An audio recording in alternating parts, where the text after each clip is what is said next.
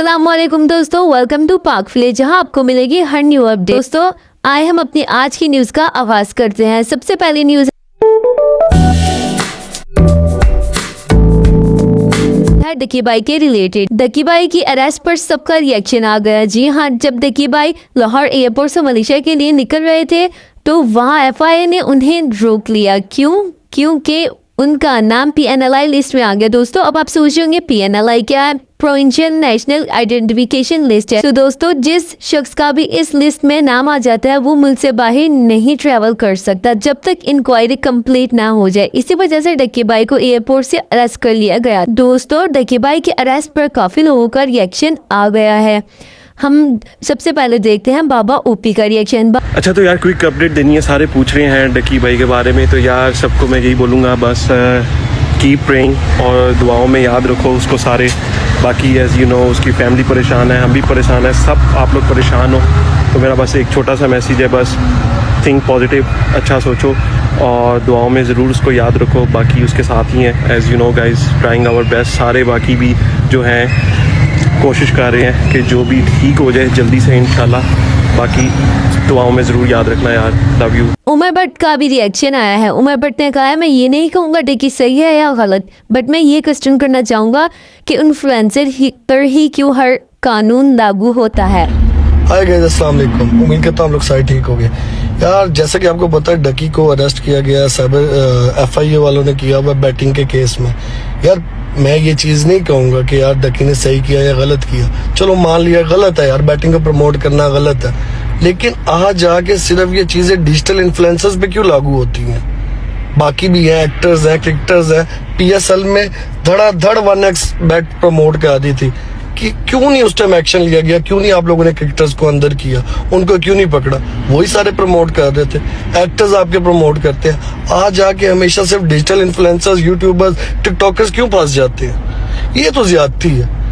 हमारे मुल्क का कानून सबके लिए फिर बराबर होना चाहिए। दोस्तों नदीम नानी वाले का भी रिएक्शन आ गया। नदीम नानी वाले ने बताया कि डकी को मालूम नहीं था कि उसका नाम पीएनएलआई लिस्ट में आ गया है। आए वीडियो देखते हैं। डकी बाई को लाहौर एयरपोर्ट से अरेस्ट कर लिया गया है और मीडिया वाले कुछ गलत किस्म की खबरें फैला रहे हैं कि वो मुल्क छोड़ के भाग रहा था और उसको फटाफट एयरपोर्ट से अरेस्ट कर लिया।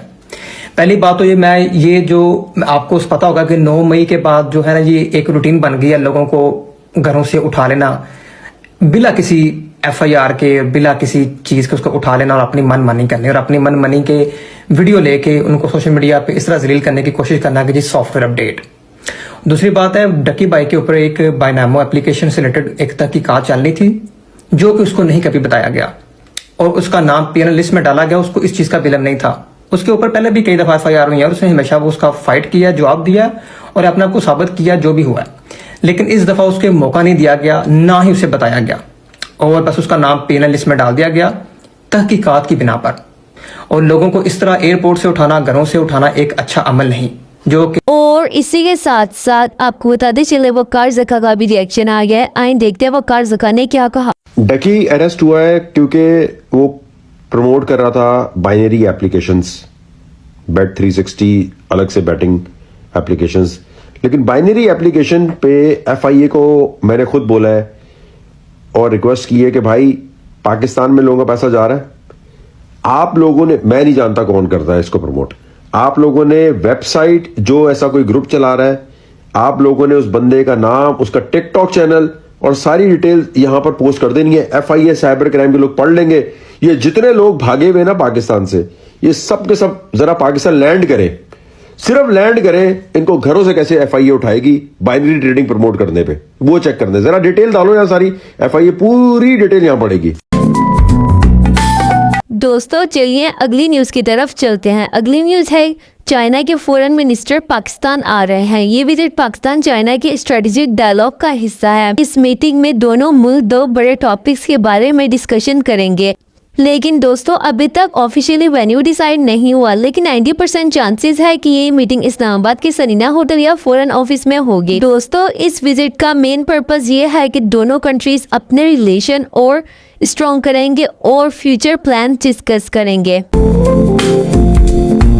दोस्तों अब हम बात करते हैं कंट्रोवर्सीज के रिलेटेड। हमने अपनी पहली वीडियो में जन्नत मिर्जा और उमर भट्ट की कंट्रोवर्सी के रिलेटेड बात की थी। फाइनली जन्नत मिर्जा ने उमर भट्ट को रिप्लाई कर दिया है। जन्नत ने एक टिकटॉक बनाई जहां पर सब फैंस ने कहा उमर भट्ट को रिप्लाई मिल गया। आइए देखते हैं वो टिकटॉक क्या है दोस्तों। लेकिन अगर आपको पूरी कंट्रोवर्सी का नहीं पता तो मेरी पहले वाली वीडियो जाकर देख सकते हैं। अब आप जैसों की बातों का बुरा मानूंगा मैं।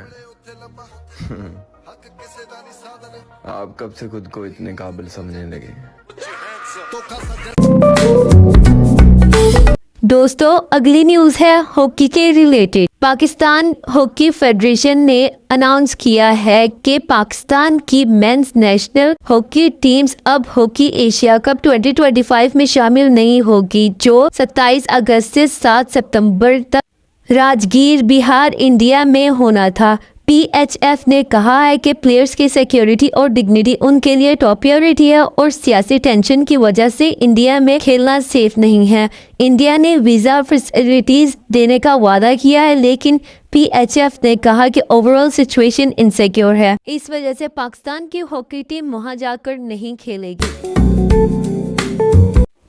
दोस्तों अगली न्यूज़ है क्रिकेट के रिलेटेड। PCB ने 2025 से 2026 के लिए नया सेंट्रल कॉन्ट्रैक्ट अनाउंस कर दिया है। लेकिन दोस्तों सबसे ज्यादा शॉकिंग पॉइंट ये है कि कैटेगरी ए में किसी को भी जगह नहीं दी गई। अब आप सोचोगे कि कैटेगरी ए है क्या। जो कैटेगरी ए होती है उसमें सबसे ज्यादा दोस्तों हाईएस्ट सैलरी प्लेयर्स को रखा जाता है और उन्हें ज्यादा बेनिफिट भी दिए जाते हैं। और कैटेगरी बी थोड़ी कम सैलरी होती है लेकिन स्टिल इम्पोर्टेंट प्लेयर होते हैं। कैटेगरी सी में उन प्लेयर्स को रखा जाता है जो टीम का हिस्सा तो होते हैं लेकिन उनकी परफॉर्मेंस इनकंसिस्टेंट होने की वजह से उन्हें कैटेगरी सी में रखा जाता है। लेकिन दोस्तों सबसे ज़्यादा शॉकिंग न्यूज़ ये है कि बाबर आजम, मोहम्मद रिजवान, शाहीन शाह अफरीदी जैसे बड़े प्लेयर्स का नाम भी कैटेगरी ए में नहीं है, उन्हें भी कैटेगरी बी या सी में शिफ्ट कर दिया गया है। तो दोस्तों अब मैं आपके साथ एक हार्ट ब्रेकिंग न्यूज़ को शेयर करना चाहती हूँ। जो खैबर पख्तूनख्वा में फ्लड आया था उसने काफ़ी ज़्यादा माली और जानी नुकसान किया है। अब जो डेथ रेट है वो 356 हो गया है। May Allah give place to all of them in जन्नतुल फिरदौस। इसी के साथ साथ मैं एक और हार्ट ब्रेकिंग न्यूज़ देती चलूँ। कराची में भी बहुत तेज़ बारिश हो रही है और ट्रैफिक पुलिस ने अलर्ट कर दिया है कि काइंडली कोई भी अपने घरों से गैर ज़रूरी बाहर ना निकले। रोड फुली ब्लॉक है, गाड़ियां डूब रही हैं, बारिश अभी भी जारी है।